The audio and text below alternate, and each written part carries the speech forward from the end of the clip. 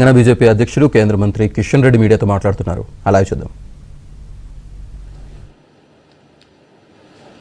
వాస్తవంగా కాంగ్రెస్ పార్టీ నాయకులు ఈరోజు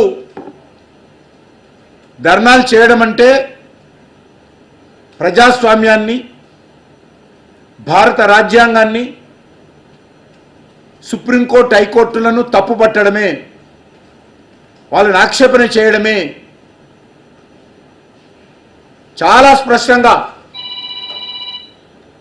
సుప్రీంకోర్టు, చాలా స్పష్టంగా ఢిల్లీ హైకోర్టు ఈ కేసు విచారణ జరగాలి,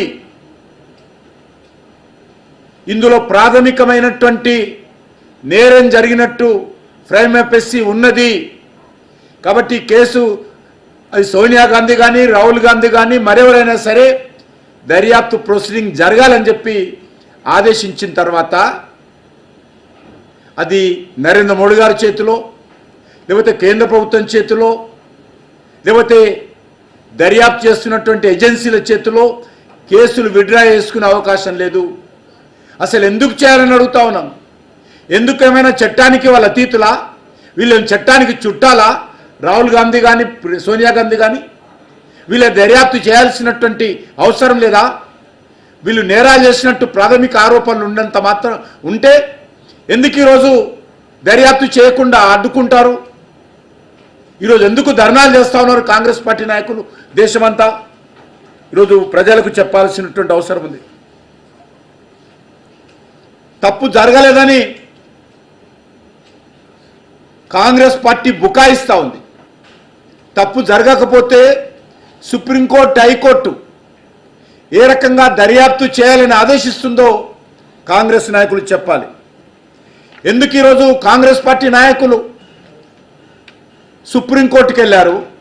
సోనియా గాంధీ, రాహుల్ గాంధీ కేసును కొట్టేయాలని చెప్పిన తర్వాత సుప్రీంకోర్టు అంగీకరించినప్పుడు సుప్రీంకోర్టుకు సంబంధించినటువంటి ప్రొసీడింగ్స్, అది చట్ట పరిధిలో ఈసీ ప్రొసీడింగ్స్ కానీ, ఈడీ ప్రొసీడింగ్స్ కానీ, ఇన్కమ్ ట్యాక్స్ ప్రొసీడింగ్స్ కానీ శిరసా వహించాలి. ఈరోజు ఈడీ ప్రొసీడింగ్స్ను వాళ్ళు వ్యతిరేకిస్తూ రోడ్ల మీద పడి నిరసన వ్యక్తం చేయడం ఏదైతున్నదో ఇది రాజ్యాంగబద్ధమైనటువంటి సంస్థలను అవహేళన చేయడము, తాము చేసినటువంటి అవినీతి కుంభకోణాల నుంచి ప్రజల దృష్టి మళ్లించేటువంటి ప్రయత్నం చేస్తూ ఉన్నారు. మీరు దేశం కోసం చేసినటువంటి పనులు కావు. ఎందుకోసం ఇళ్లను ఈరోజు వదిలివేయాలి? ఇంత అవినీతి కుంభకోణాలకు బహిరంగంగా పాల్పడితే దర్యాప్తు జరగకుండా ఈరోజు కాంగ్రెస్ పార్టీ కార్యకర్తలు, నాయకులు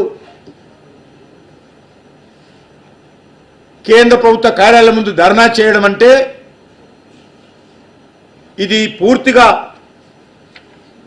కాంగ్రెస్ పార్టీ యొక్క అవినీతి, అక్రమాలకు ఏ రకంగా పెద్దపీట వేస్తుందో మరొకసారి బహిర్గతమవుతా ఉన్నది. అందుకే ఈరోజు కాంగ్రెస్ పార్టీ చేస్తున్నటువంటి ధర్నాను, నిరసన ప్రదర్శనను పూర్తిగా ప్రజలు నవ్వుకుంటున్నారని సందర్భంగా మనం చేస్తా ఉన్నాను. దయ్యాలు వేదాలు వల్లించినట్టుగా ఈరోజు కాంగ్రెస్ పార్టీ నాయకులు వ్యవహరిస్తూ ఉన్నారు. ఈ రకమైనటువంటి నిరసన ప్రదర్శనలు దేశం కోసమో ప్రజల కోసమో చేసింది కాదు. అవినీతి కుంభకోణాలలో చిక్కుకున్నటువంటి కాంగ్రెస్ పార్టీ నాయకులను రక్షించుకోవడం చేస్తున్నటువంటి ధర్నాలు, నిరసన ప్రదర్శనలు.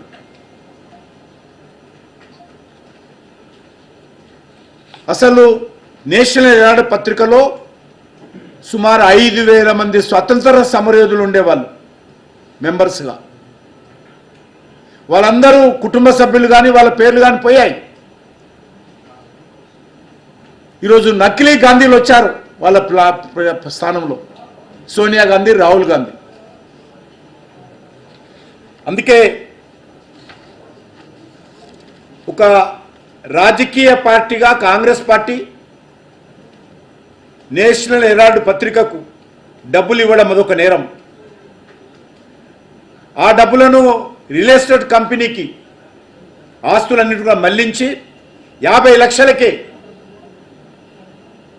90 కోట్లు కాంగ్రెస్ పార్టీ నేషనల్ హెరాల్డ్ పత్రిక డబ్బు అప్పిస్తే ఆ నేషనల్ హెరాల్డ్ పత్రిక మరి కాంగ్రెస్కు సంబంధించినటువంటి young India private limited company ఏదైతున్నదో దానికి రాహుల్ గాంధీ, సోనియా గాంధీ నేతృత్వం వహిస్తూ ఉన్నారు.